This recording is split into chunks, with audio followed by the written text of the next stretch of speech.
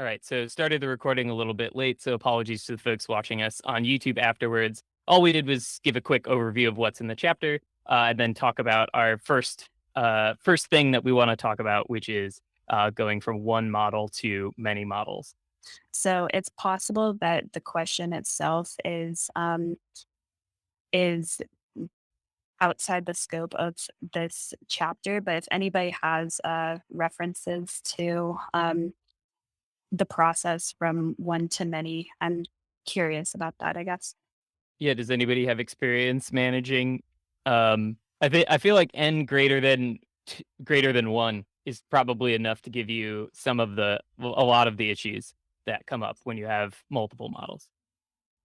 Yeah, I would say the material that's available on this is really kind of like blog posts by the teams at these companies. So just off the top of my head, like obviously there's the stuff that's in here, which is like the booking.com blog post, which is actually something I've seen lots of places. You might not expect booking.com to be a leader in this space, but it actually is. And then Uber and Netflix are like famous for having like dove headfirst into this earlier on. So those blog posts and then anything else by them. Stitch Fix has their multi-threaded blog where they write a lot of their machine learning engineering team's experiences. And so that would be a good place to go. And I had another suggestion. Large numbers of models. Anybody else have like technical blogs or like conference talks that they like to go to get this context? I mean, if you just go to the paragraph above the Netflix picture, I think it gives a clear example of where the predict rider demand. They have maybe a separate model for rider demand, driver availability, estimated time arrival. I mean, when I saw this, I essentially thought ML models are good at doing one thing. And you can't, it's hard to have one model that can do multiple things, like predict rider demand, driver availability, and estimated time of arrival at the same time. Mm. Maybe there is one company that can do that. I don't know, but at the moment, it seems like it's easier and the data is available to do each of these separately. So then, like, if you have a separate task and an independent task, then maybe you can have an independent model for that. And Mm. also, you can also delegate that to a separate team. So you can kind of section off the work. So like, I need a model for this, I need a model for that, I need a model for something else. As long as the task is kind of independent. Yeah, I think that's a really good example there from Uber because ride sharing apps are something lots of people have used, so it's like clear and maybe easy for people to see why you would need multiple models. But I think the question we're thinking about right now is kind of like, what's some more details about what the problems are that come up here? For example, like models can learn if you start composing these models, which is how you would really start to get a ton of like, exponential benefit for a linear number of models. Then you start to run into issues of like one model learning to depend on another one in a way that's not like specified in an API somewhere. So sort of like the same kinds of problems that you get when you try and align the versions of a bunch of packages, except unlike say Python packages, which at least have a mechanism for saying I rely on these versions of this package and work well with this version of that other package, but not this other version of the same package. ML models have like very subtle dependencies on each other. That's just one example of the kind of problem that can arise only when you have lots of machine learning models. Whereas if you have just one model, you don't have the possibility of a model learning to subtly depend on another one in a way that like can break if you create two teams, as Dan suggested, and have them both independently iterate on those two models. Okay, so that reminds me now. In one of Andre Karpathy's talks in Tesla, and Mhm. I think it's last one or second last one, he has this issue where for self-driving car, they want to like say reduce the number of human interactions and they have multiple teams working on different parts of the pipeline. And it's hard to tell like if one team does better on their objective, how it ripples through all the other teams. Like it might be good for that one instance, but it may not be good overall for, or it might affect the other five teams that they might have different data, Mhm. use their data differently. I forgot exactly what his conclusion was, but he said something about it in his talk. So whoever's asking may want to check out his talks. It's the last one or second to last one. Mm. Right. So, I mean, what you mentioned, Charles, I mean, I mean, yeah, that would be the case, if you have a more complicated, I mean, overall model and you have these different parts. But even simpler challenges come up, even if these are like sort of independent models. Like, I mean, so when I worked on deploying multiple models, so we started on that work few years back, and there were not enough tools like model management tools around, and so we had to build a lot of those things from scratch. So like just having a database of like which is essentially like a model registry, and then you have like what's the current deployed model, and then having like a for each separate model, having like a retraining schedule, and just those kind of sort of bookkeeping tasks they first need to be handled so that you can actually run the show in production. And so now actually I think one good way to see, or at least, I mean, you may or may not use those tools, but now that there are these model registries available, so even SageMaker has now, and I mean Mhm. all these sort of Mhm. MLOps ecosystems have. So you may or may not use them, but you can look at their documentation to see what are the design concerns and what are the design choices that they've made regarding this. uh, Yeah. Yeah, definitely. The most basic thing is that if you only have one model that you're really focused on, maybe you can have a completely by hand process for retraining it and redeploying it in the same way that like, I don't know, if you're building a package and you only target one architecture, right? Only Linux machines, then you can have like a pretty manual build process.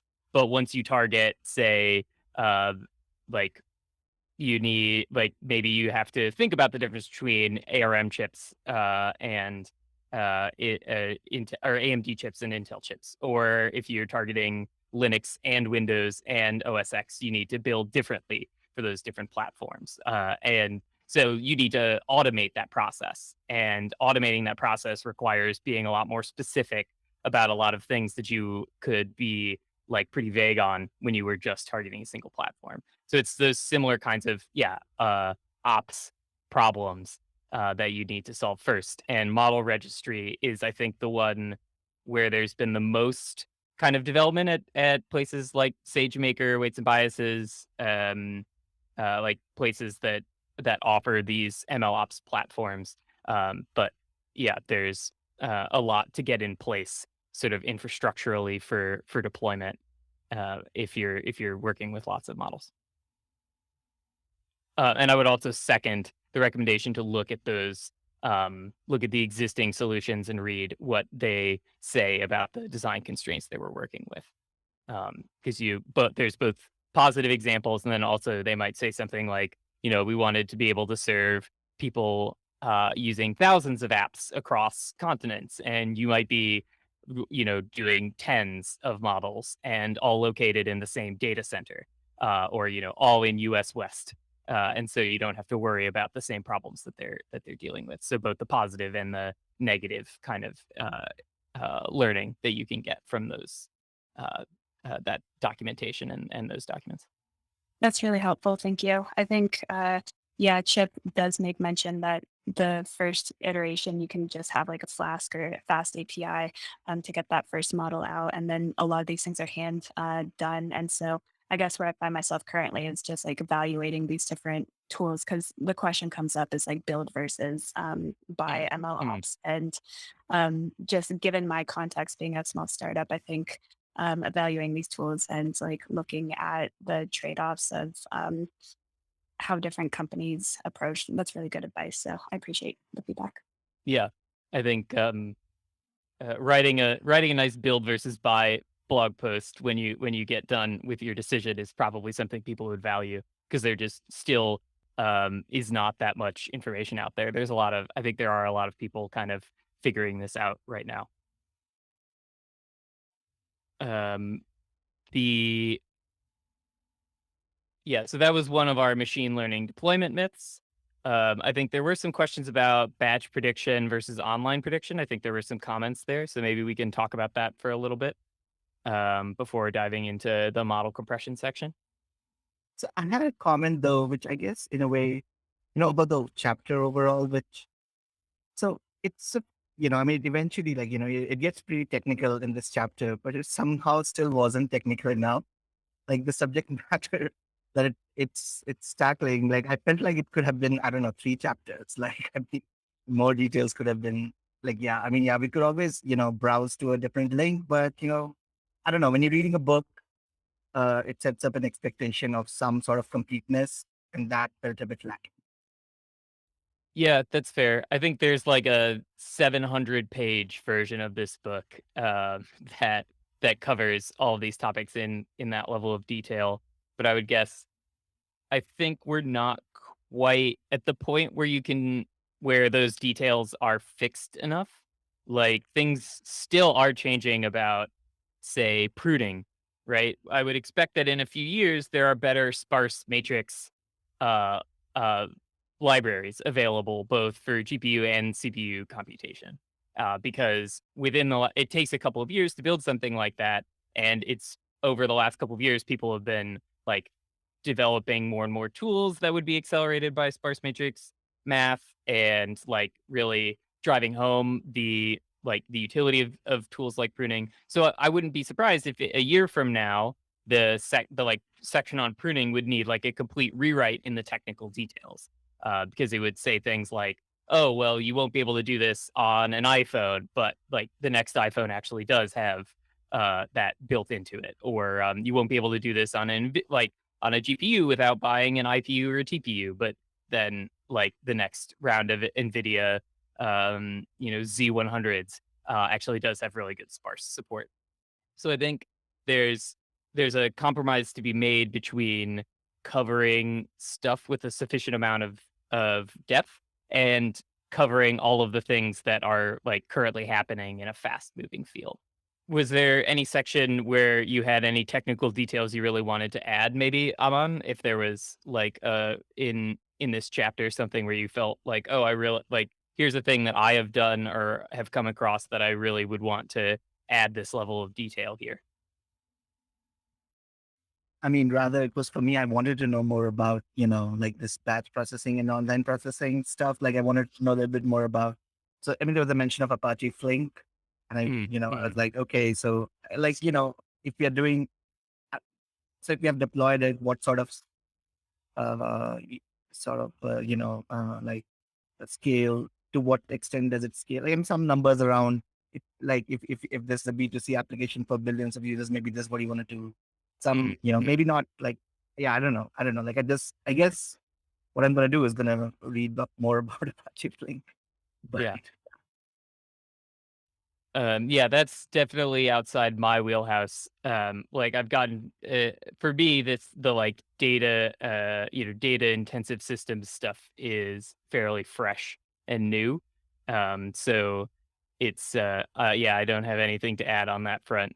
At best, I can tell you that all this stuff about batch versus online is a very hot topic in the database world. So if you go and look around on like if you look around on YouTube, you'll find lots of conference talks, sort of like comparing these, like comparing different architectures for doing these things and talking like singing the praises of different particular tools like Flink versus like there's Kafka streaming and there's like Spark has updated versions for doing this stuff, and then there's like 800 different like related tools like workflow schedulers for these streaming things. And it gets really, really complicated really fast. And there's people making billion-dollar bets on which of these technologies is going to serve this, like these particular use cases of batch prediction for deep neural networks versus online prediction for tree-based models and what have you. Guess I'll make a comment on it. Batch and online prediction. It's common sense after you hear about it, but I didn't when it in the chapter, it said that you can use a hybrid solution of batch and stream predictions. I knew about both, but I didn't think about using both before I read the chapter. So I thought that was pretty important for me. Mhm. Yeah, yeah, I think that's definitely like tabular data is the case where you would like almost always want to combine those two things. So you might have like streaming features of, for example, user behavior on your website. And then you also have like batch features that are historical behavior of that user, historical behavior of similar users. Like you want to like collect up all of that information and also provide it to the model. So that's not this system diagram, but this system diagram. So you've got your real-time transport that's sending what the user's been doing most recently, what maybe other users and other services are doing right now, sending them to your prediction service, and then your data warehouse is sending the like batch features that represent more like historical information. Yeah, so I think definitely one reason why this hybrid thing gets the most attention is that this fits this particular kind of like user tracking and recommendation application of machine learning that's really a big money maker and takes up a ton of space. You is has a lot of ML engineers are working on this particular use case. It's maybe less relevant if you're doing something like, say, providing an NLP tool, like, I don't know, Grammarly, to users where you might really only need kind of real-time information, and you don't need as much of the, like, batch features coming out of some database. I think the most famous piece of writing on this streaming and batch hybrid architecture thing, by the way, is also from Uber. It's the like Cassandra um, blog post. They were some of the first people to encounter this problem and to encounter some of the like common failure modes, which include like if you have similar features in both batch and streaming, like user behavior from the past and user behavior right now, you want like maybe the exact same data processing to go on the streaming data and the batch data. But then if your like data warehouse is a completely different data tool, like like PostgreSQL or whatever, and your real time transport is some other tool uh like Kafka, for example, Apache Kafka real does this. You might not be able to reuse the same code, and so they developed a system for sharing the featurization of pre-processing code between these two pipelines, even though they're very different. So that's one that's I think the most famous uh, like piece of writing on this, and one of the like main uh, learnings from that document. And now this has been productized as feature stores. That's at least one of the things that feature stores provide is kind of like unifying your streaming and batch featurization and pre-processing. Um, yeah, so that's most of the context that I have on like online prediction in a hybrid setting. Anything else anybody wants to add on this? Well, in that paragraph in the last paragraph on your screen, the DoorDash example and like Uber Eats, where they generate restaurant recommendations and batch, and then they do I guess online prediction for food recommendations. I mean, that's like a generic goal or like a cost analysis goal. Has anyone else done one of these? I just throwing it out there, like, and what was the key things determining it? Is it just profit in the end? Is it just like a lot of trial and error? Where you do like A/B testing and see where the batch versus online prediction cutoff point should be? Has anyone ever went through that experiment? So, I mean, I'll mention this. I guess related. So, I mean, so one of the companies that I worked on in the past, and there we were doing batch processing. It was, we were generating recommendations, but we got a requirement where someone wanted us to also like update our recommendations based on latest user activity, and we didn't have any stream processing pipeline of that type. And so what we ended up doing was essentially hack around it by initially generating like a larger set of diverse recommendations and pushing it to the front end. And then based on like local session activity, we would essentially reorder. those Mhm. larger set of recommendations and show the top 10 or 5 or whatever was the number that we wanted to show. So yeah, I mean, I just wanted to mention that like sometimes I mean, I guess now it's streaming has become more sort of I guess better supported. Mainstream, you might Yeah, say. mainstream supported by libraries, better supported by libraries. And so yeah, I think now it would make sense. But yeah, I mean, I guess sometimes you just need to do it one way or the other. So it was given to you as a requirement. Yeah, from one of our customers, Okay, they were like, got we it. want this. Yeah, Ender pointed out in the chat that it seems like the only real use for batch prediction is pre-computing popular queries. I think there's a little bit of like a historical thing going on here, which Aman also just alluded to, which is where can I find this? Um, yeah, it seems really natural to serve things online, and like the biggest problem is basically it can be really hard to achieve the latency that you want to achieve with online prediction. Um, and latency is like really critical in a lot of these. Okay, here's the exact quote I was looking for. So it is the case that like legacy systems, the like classic tools for doing like doing stuff with data for users, which really goes back to the like pre ML and certainly like pre the deep learning revolution was the like big data period where the big tools were like MapReduce and later towards the end of that Spark. And those were really oriented around batch prediction, and maybe that was a technical limitation of the time, but like they were trying to achieve the largest possible scale. They were trying to run on like, petabyte and larger kind of scales. And so the idea that you would do that in the middle of a user session was just like insane. That you would be doing like anything at that scale inside of a user session.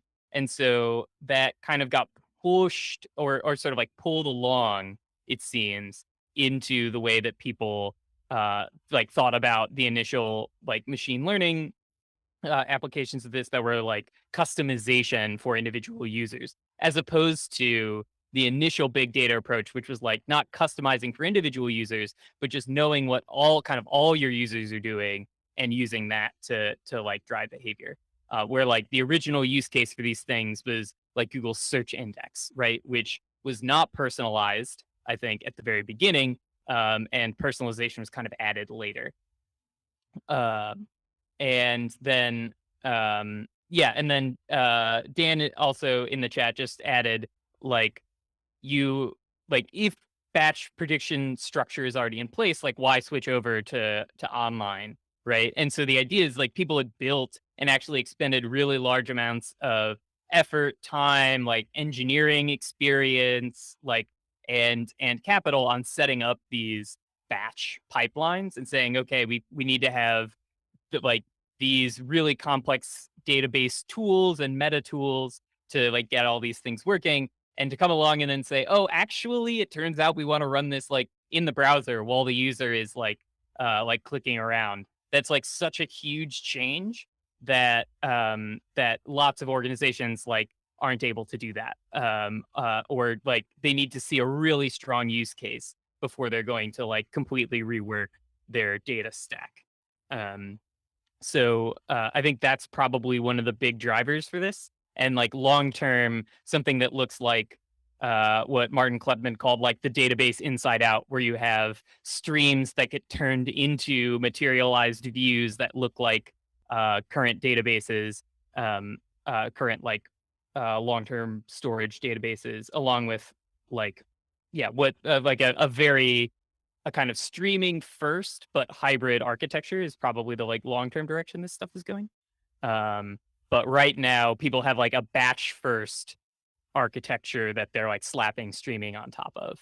Um, yeah, so it's less purely technical and more kind of like technical historical. I think the current state of things. I don't know. That's my impression from spending the last 2 months looking into this material. Like, so if anybody has a correction to that, yeah, speak up. So I think there's also, I mean, there are some use cases where for instance, it doesn't make any sense to do streaming or online where it is, inherently a batch type of use case. Mhm, For instance, like, I mean, I've worked with companies who basically trying to say automate their document processing and things like those. So they have internal teams which who process certain documents, and now they want to semi-automate that, and which is like inherently done in batches. And there's not a lot of value to be added by doing streaming there, I feel. mhm. And so there would be some use cases where I think, it's just, yeah, I mean, at least I don't see what the real value streaming would add. Yeah, that's fair. I should point out, like, data science was also something that came of age around the same time as this, like, capital BD, big data, um, stack, and world. And in that, your goal was like to generate insights and reports that said like, oh, right now our users in Europe are churning twice as fast, or like they're and you were literally doing like scientific research, sort of like phenomenon discovery and explanation on the like the all the information that's coming into the like your complex web service.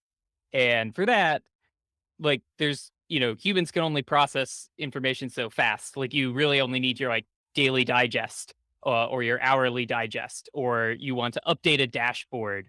And streaming, as Aman says, is like not really that big of a win. It's like maybe you could convert this dashboard that only updates into every hour into something that updates every single time a request comes in, or every second. But, like, has that really bought you anything over just this, like, this thing that runs every hour? Um, yeah. So I mean, I agree with that, but that's not what I meant. Oh, Like, I mean, what I meant was also like a prediction use case, not like a data mm, science use case, which is okay. basically, like there are these documents or some internal processing that you used to do using humans, and you want to semi-automate that. So let's take the example of a company which receives a bunch of documents every day, and now they extract, let's say, certain things from those documents, like entities, some contracts, whatever.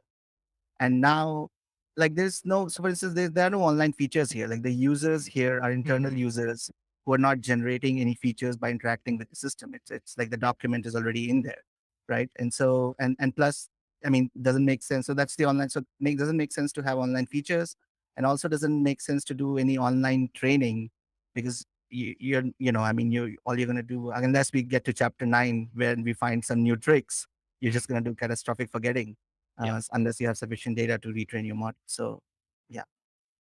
Yeah, that's a good point. Yeah, so I think it's most obvious that you would want to do things in this streaming mode if you have, something that is very, like, external user facing.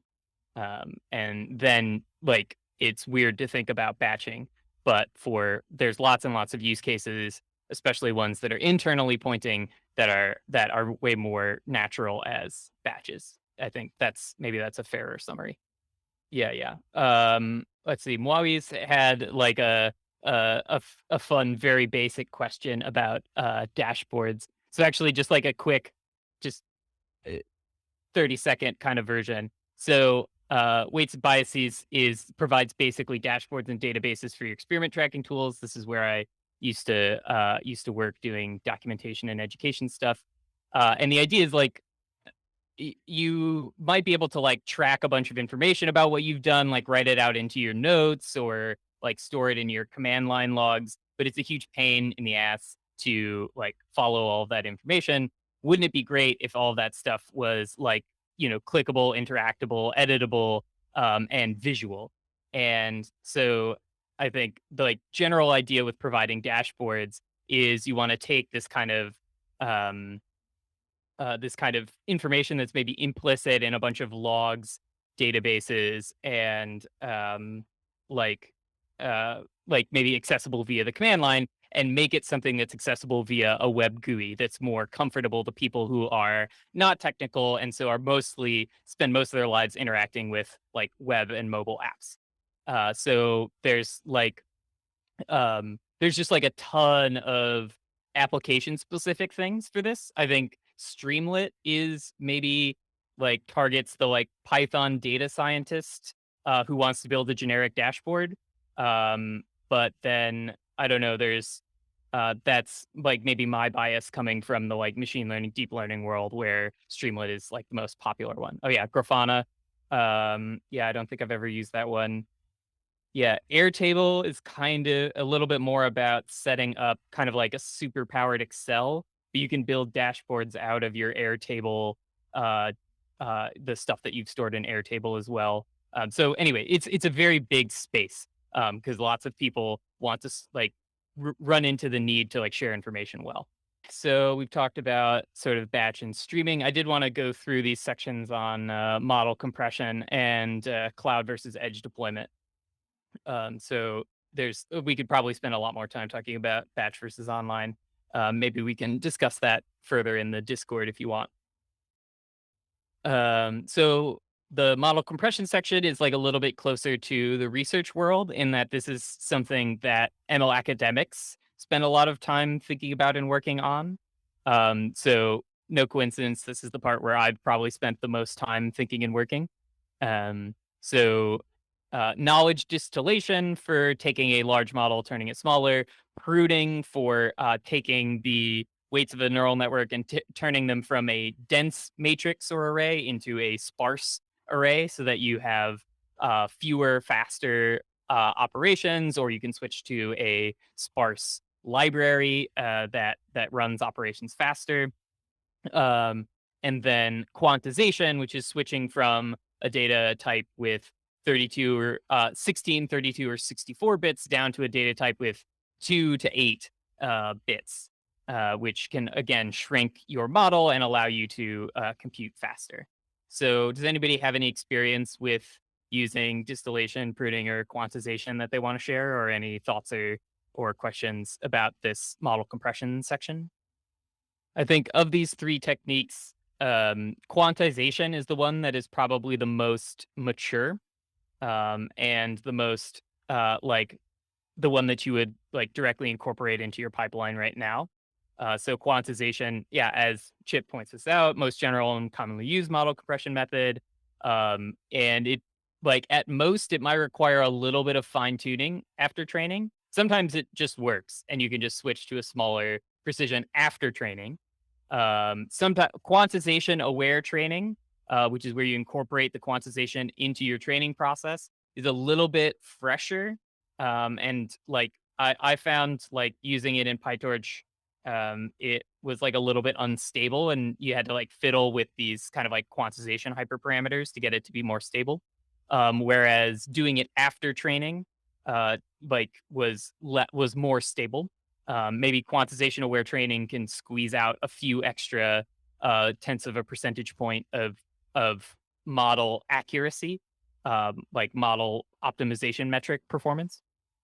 Um,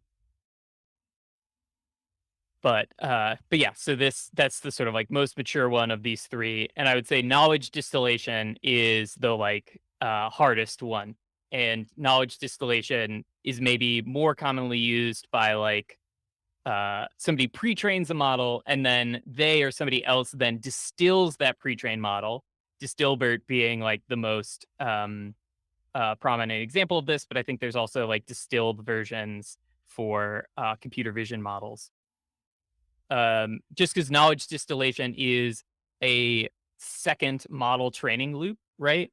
I wrote about this a little bit, which is like you have a big model and then you train a small model to pretend to be the big model, to like to like give the same responses as the big model. And now you've like coupled your model training.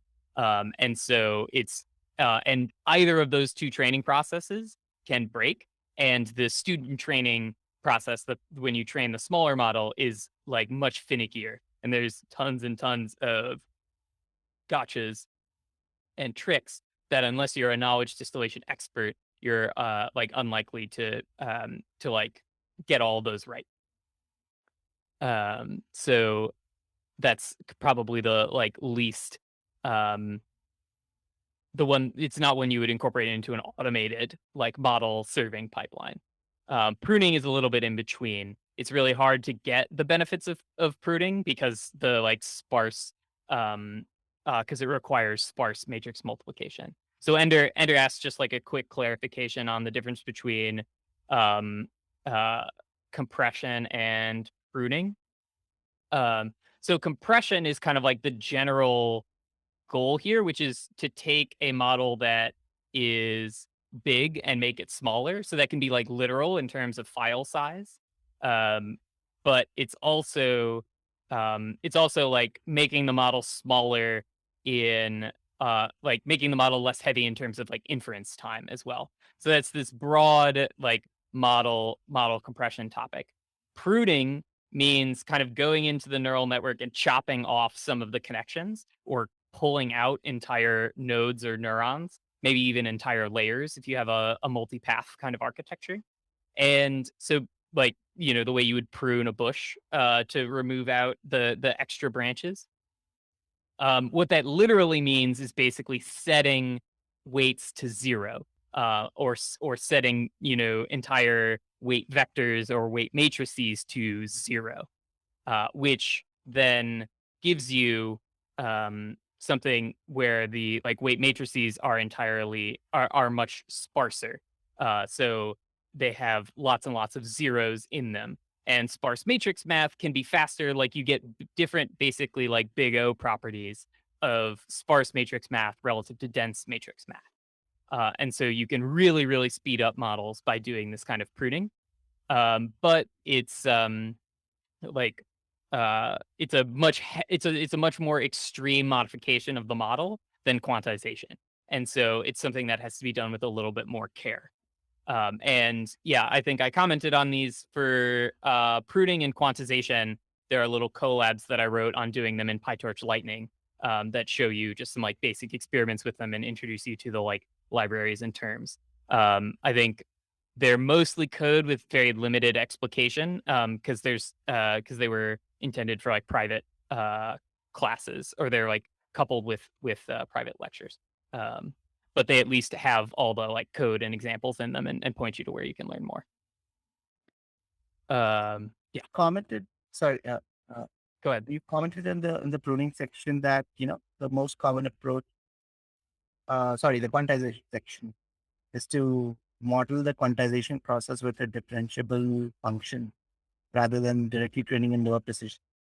So, I mean, does that mean that if like, I mean, if we use like I mean, I don't know, does that mean that it will not reduce the memory footprint and, I mean, while training? And so it's, I mean, because that's one of the motivations, right? Or Yeah. So reducing the memory footprint with quantization, I think, is primarily so that you can deploy it on a cheaper server or maybe fit into the chips on a phone.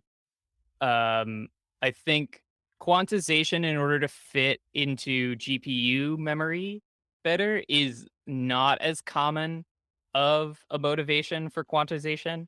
The usual way to get around not fitting into GPU memory is to simply purchase more GPUs until you fit into GPU memory. Um, and that works during training, but maybe isn't such a good idea in production where you're running for much, much longer and you can't amortize the cost of all those GPUs. Um, but maybe that fundamentally is probably driven by the fact that it's really hard to train in lower precision, because you generally kind of do need the gradients to be in a decently high precision. So, like the gradients often have to be like 16-bit is about the lowest that you can just use normal optimization techniques, and still get good performance. And maybe even mixed precision training, it's more common for them to be 32-bit even. Certainly never 8-bit. Yeah. Charles, I'm gonna have to refute you on that. What? Yeah, people do use half precision to fit bigger models onto GPUs. It's common. Oh, yeah. No. I'm talking about 8. I'm talking about Uint 8. When I talk about quantization, I'm mostly thinking of putting things into 8-bit or smaller. Oh, okay. Yeah. Well, Yeah. Aman, are you talking about 8 bits or are you talking about I was talking about 16 bits. Yeah.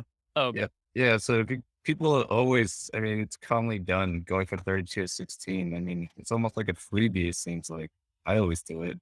So it lets you use bigger models.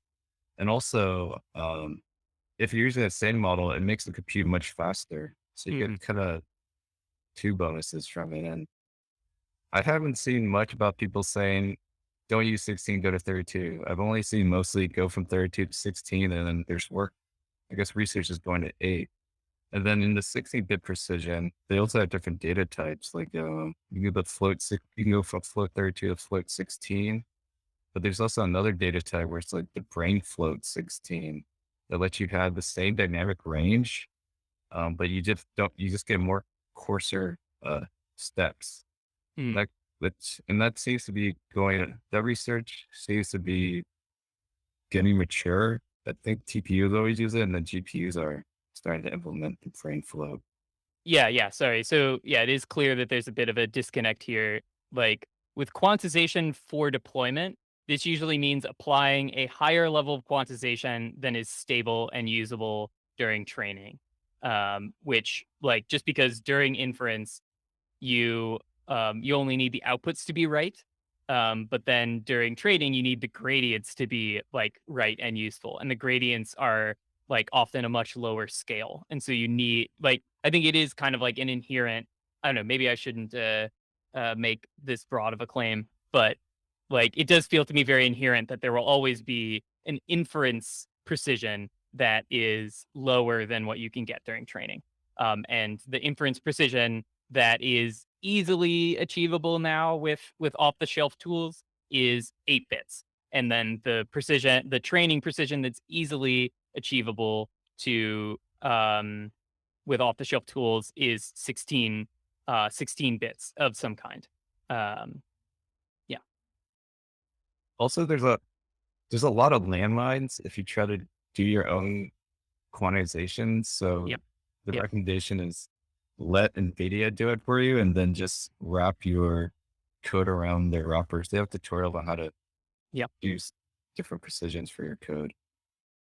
Yeah, I think definitely there's like a layer of doing this all the way down at yeah, at the like NVIDIA CUDA graphics card kind of level. There are frameworks like PyTorch Lightning offers this. TensorFlow off like there's various TensorFlow libraries that offer this, like TensorFlow Lite. PyTorch Mobile probably also has some of this stuff, but I've never used PyTorch Mobile for quantization. Anyway, yeah, you definitely don't want to roll your own with quantization because there's like a whole like it's a whole like kind of subfield. Um, yeah. Okay.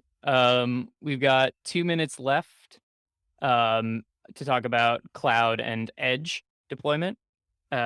So with the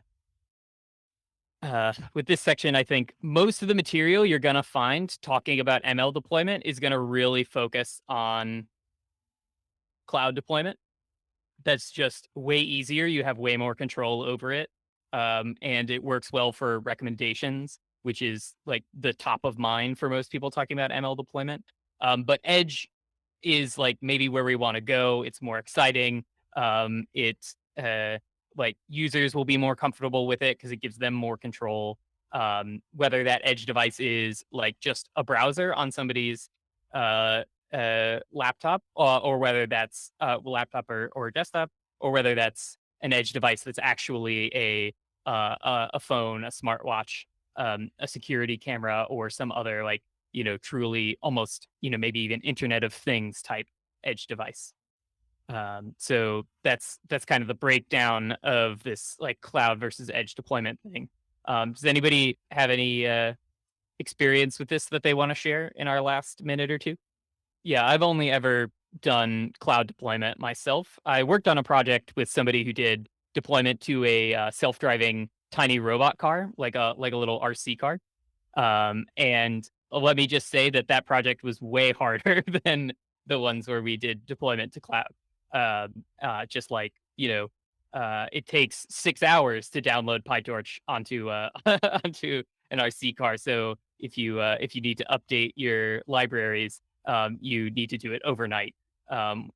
or those kinds of problems. So a lot of difficult stuff and rougher edges there. All right, so we're at 10 o'clock. I'll say, yeah, I don't have the next chapter from Chip yet. I'll let y'all know when I've got it. I think we're moving on to model monitoring as our next step, which is really exciting. I think this is a really cool place. That's kind of where test-driven development and ML come together. Hopefully, we'll talk about monitoring next time when we have in chapter 8. So looking forward to that next week and seeing you all around in the Discord. Take care.